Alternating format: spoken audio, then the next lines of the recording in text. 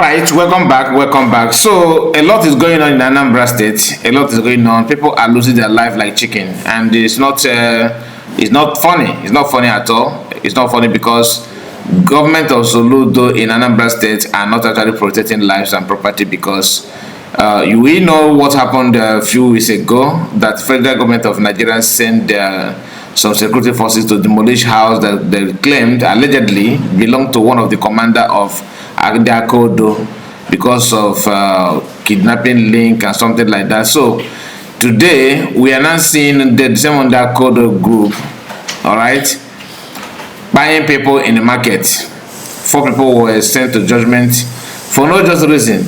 In fact, I don't want this video to be too long. Let me just share it with you and help me like the video and also tell us what you think about it. Maybe you know better than we do. Maybe you have better knowledge about how the whole thing happened in Anambra State. You can actually relate it to us by going through putting it on the comment section, so people will learn from that. If you are not, maybe you have anything to contribute, please do contribute and make sure you like the video and share it widely. Very, very important, so that those that are claiming that Samanakpa are the one in charge of insecurity in Igbo land will be put to shame, because many of them, they are doing it deliberately because they just want to label PM names so that they can advance their hatred and advance their cause, which is to continue asking their friends to donate money to their zonal, to their zonal coordinators and the rest of them. You know how they roll. You know what the intention is all about. You know what they want. So I don't need to tell you anything strange or any new thing apart from what you already know. That's why I want to know your own take on comment section. Let's watch the video and please make sure, like I said, like the video and subscribe to the channel. God bless you.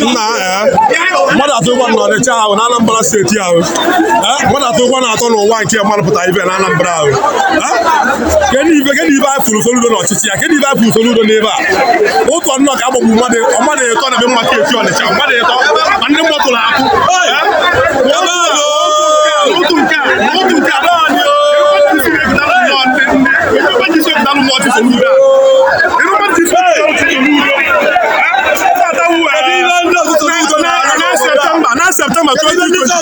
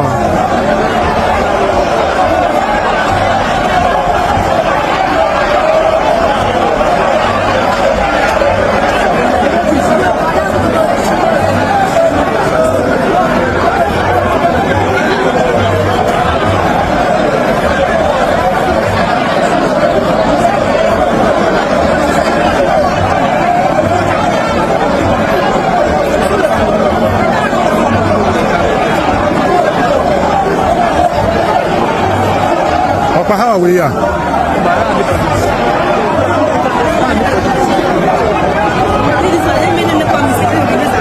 I'm not going to tell you about.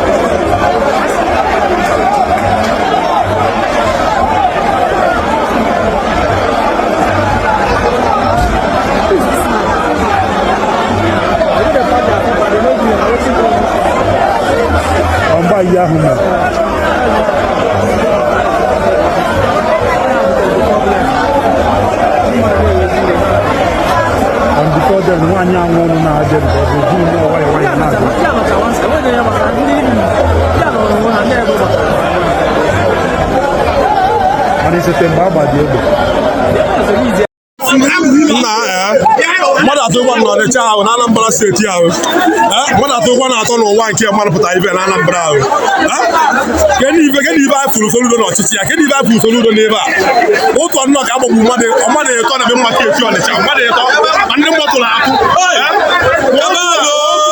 otu nke a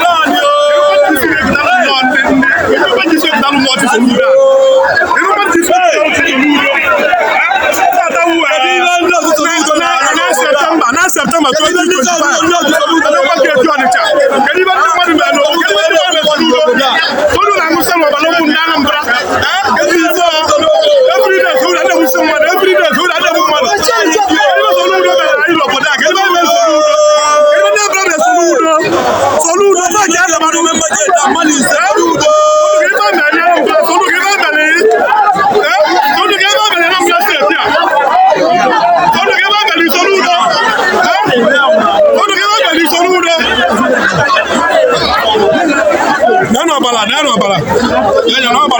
ka ọ dị ka ọbara efu n'abalị ụmụ mmadụ ka ọ dị ka ọbara efu Asoludo na-achị anyị n'abalị ụmụ mmadụ ka ọ dị ka ọbara efu Asoludo na-achị anyị Asoludo na-achị anyị fake prọfesọ n'abalị ụmụ mmadụ na ụtụ a